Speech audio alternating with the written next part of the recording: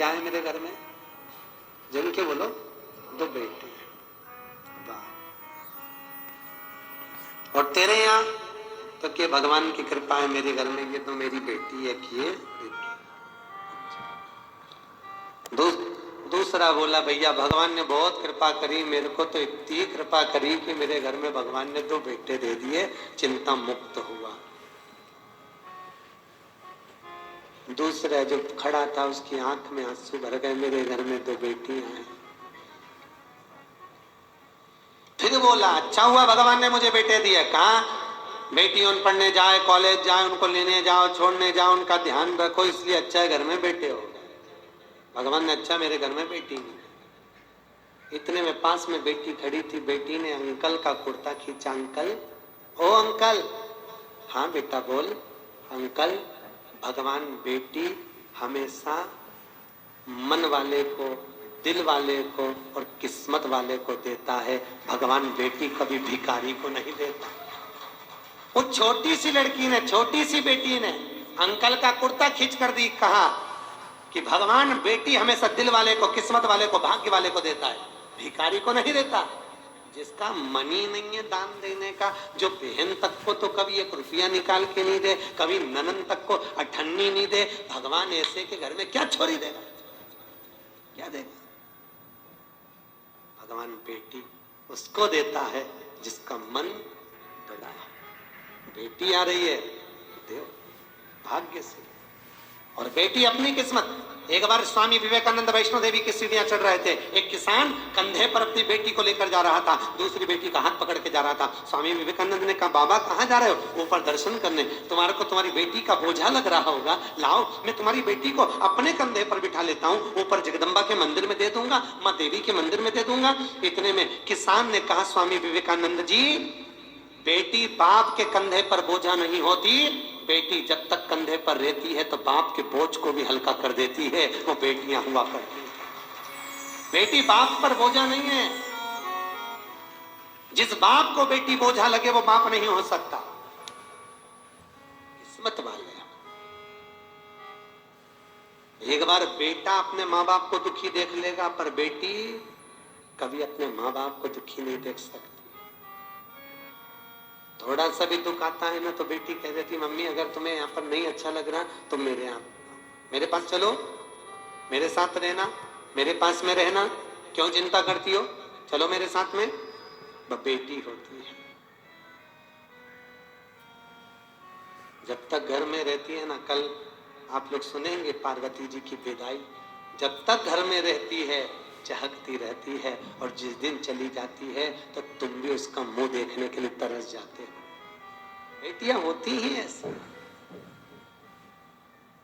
बेटी का जीवन होता ही ऐसा है।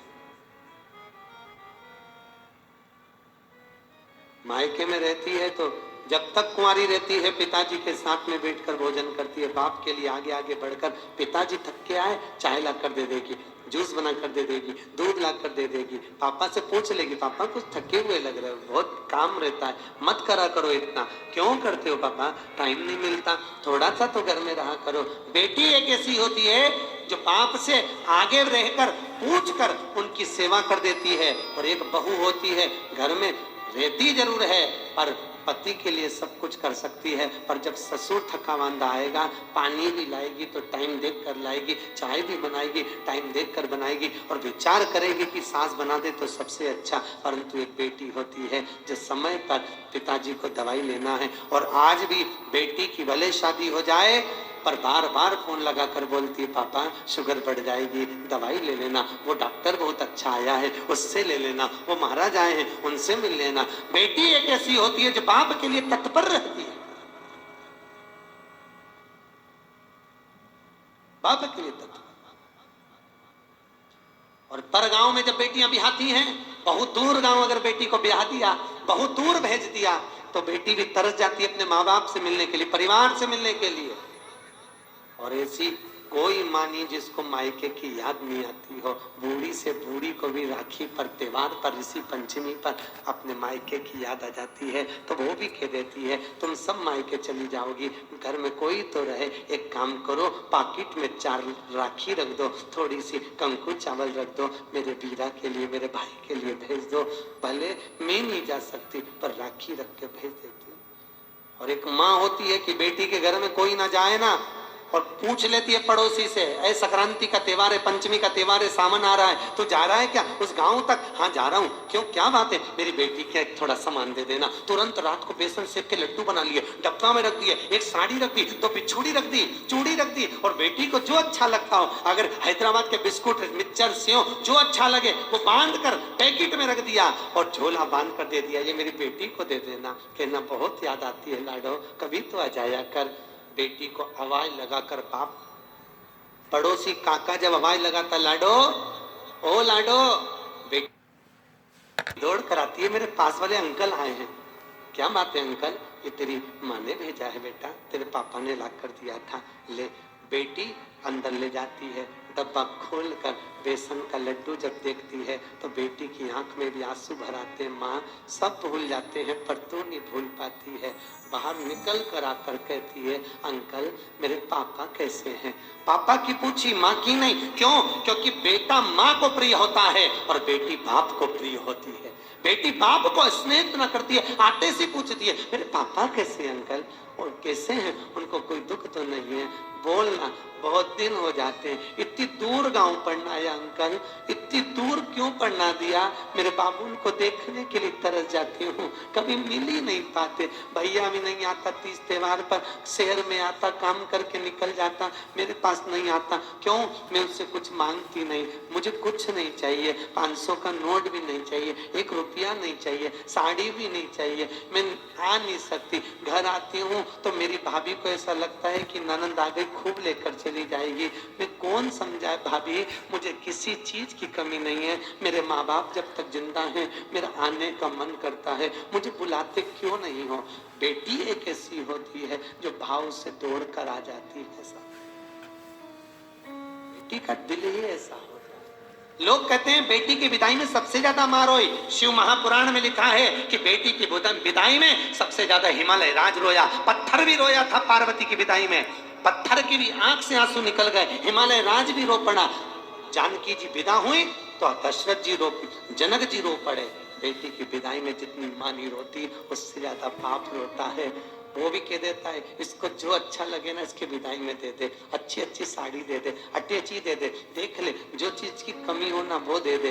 पर आगे आकर कभी भी बाप रोता हुआ नहीं दिखता। दरवाजे के पीछे बेटी जब विदा होती है पीछे खड़ा हो जाता है, जा रही है, मैं कैसे विदा करूंगा इसको आगे से आगे कॉलेज ले जाना, स्कूल ले जाना, दुकान बंद कर करके चले जाता, ट्यूशन छोड़ कर आता। आज वही बेटी चली जाए, कहाँ देखने को मिले?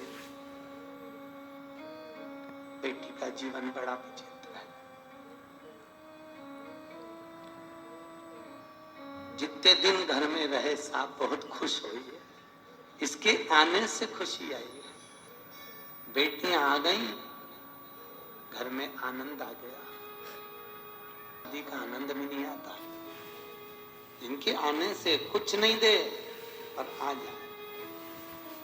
क्या मांग रही है तुमसे? नहीं तो एक जायदाद के हिस्सेदार ये भी है, जिस दिन खड़ी हो गई ना अदालत में पसीने छुड़वा देगी, पूरे फ्लैट का हिस्सा लेकर जाएगी।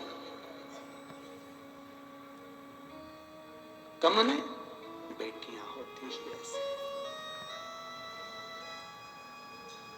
क्या मांगा दक्ष प्रजापति? हे जगदम्बा, हे जगतजननी, हे अम्बा, हे भवानी, मेरे घर में बेटी हो जाए। जगदम्बा खुद बोली, दुर्गा खुद बोली, तुम्हारे घर में पहले से तो इतनी बेटियां, इतनी बेटी का करोगे क्या? जगदम्बा ने जब बोला, दक्ष प्रजापति कहते हैं जितने बेटों से सुख नहीं है साहब, बेटी का मुख देखकर सुख मिल जाता है, इसलिए मुझे बेटियां चाहिए। मेरे घर में ए जगजननी तुम प्रकट हो जाओ, ये मेरे घर में तुम आ जाओ। दक्ष प्रजापति ने जब कहा माँ तुम मेरे घर में आ जाओ, तुम मेरी बेटी बन जाओ, मेरी बेटी अगर घर में होगी तो मुझे सुख मिलेगा, मुझे आनंद मिलेगा।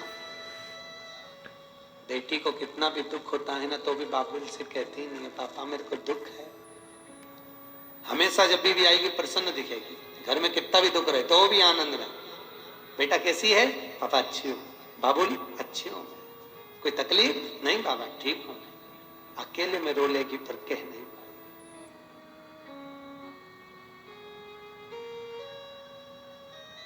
प्रेम रखिए,